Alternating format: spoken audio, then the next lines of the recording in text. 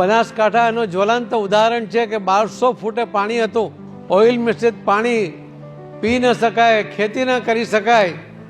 ત્યાંના ખેડૂતોએ અડધા પૈસા પોતે આપ્યા, અડધા પૈસા બનાસ ડેરીના ચેરમેન શ્રી શંકરભાઈ ચૌધરી એમણે આપ્યા, અને ડેરીના સહયોગ સાથે ખેડૂતોએ જનભાગીદારીથી જે આ કામ કર્યું એના કારણે 30,000 જેટલા સ્ટ્રક્ચર એક જિલ્લામાં ઊભા થયા.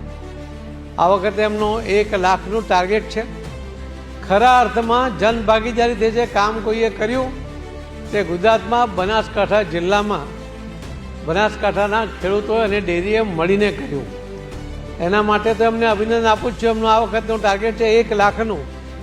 પણ આપણે જે 35 લાખ સ્ટ્રક્ચર આખા દેશમાં બન્યા, માનનીય પ્રધાનમંત્રી શ્રી નરેન્દ્રભાઈ મોદી સાહેબે મનરેગામાંથી જ્યાં ડાર્ક ઝોન છે, જ્યાં 1200 ફૂટ પર પાણી છે, ત્યાં જે મનરેગાના જિલ્લાને પૈસા આપ્યા હોય એમાંથી 65% પૈસા, જ્યાં સેમી ડાર્ક ઝોન છે ત્યાં મનરેગાના ફંડમાંથી 40%, અને જ્યાં સામાન્ય જિલ્લાઓ છે ત્યાં મનરેગાના ફંડમાંથી 30,000, કુલ આખા દેશમાં જે 88,000 કરોડ રૂપિયા આપ્યા છે એમાંથી 32,000 કરોડ રૂપિયા એ જળ સંચય માટે માનનીય પ્રધાનમંત્રી શ્રી નરેન્દ્રભાઈ મોદી સાહેબે ફાળવી આપ્યા છે.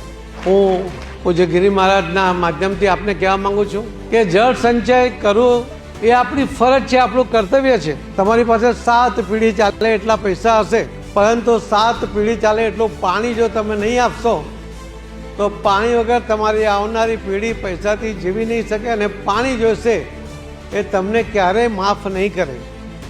અને એટલા જ માટે ધન તો તમે ભેગું કરી આપ્યું છે, જળ પણ ભેગું કરવા માટે, અને તમે જે તમારી પર ઋણ છે આટલા વર્ષોથી જે ધરતી માતાએ તમને પાણી આપ્યું છે, પાણીનું ઋણ અદા કરવા માટે તમારે ફરીથી વરસાદનું પાણી જમીનમાં ઉતારવા માટેના સ્ટ્રક્ચર બનાવવા જોઈએ.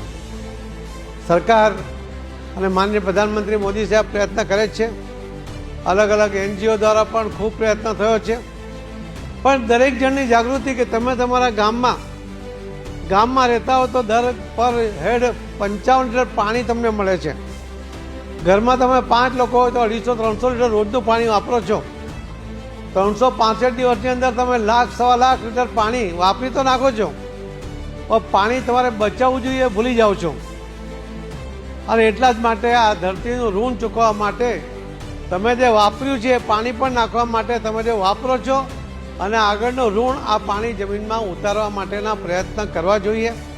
મને વિશ્વાસ છે કે હવે જે ફંડ મળ્યું છે કલેક્ટર પાસે, એની સાથે રહીને આપણે ટેકનિકલી પણ બાયજેક ગાંધીનગરની સંસ્થા પાસેથી ખેતરમાં કે જમીનમાં ગામમાં કઈ જગ્યાએ આ બોર કરવો જોઈએ કે સ્ટ્રક્ચર બનાવવું જોઈએ એ વિગત લઈને આપણે ત્યાં એ સ્ટ્રક્ચર ઊભું કરીએ છીએ.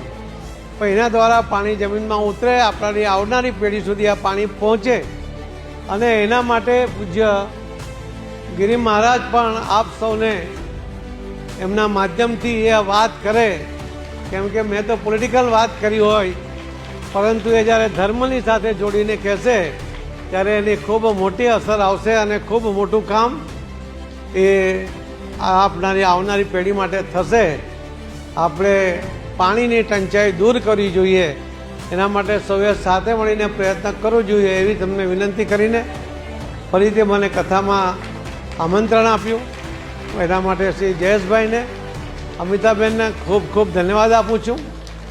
પૂજ્ય ગિરી મહારાજનો પણ ખૂબ ખૂબ આભાર માનું છું કે એમણે કથામાં મને બોલવા માટેનો પણ સમય ફાળી આપ્યો, અને મારી વિનંતી પણ એ ધ્યાનમાં લેશે એવી એમને વિનંતી કરીને મારી વાતને વિરામ આપું છું. ખૂબ ખૂબ ધન્યવાદ.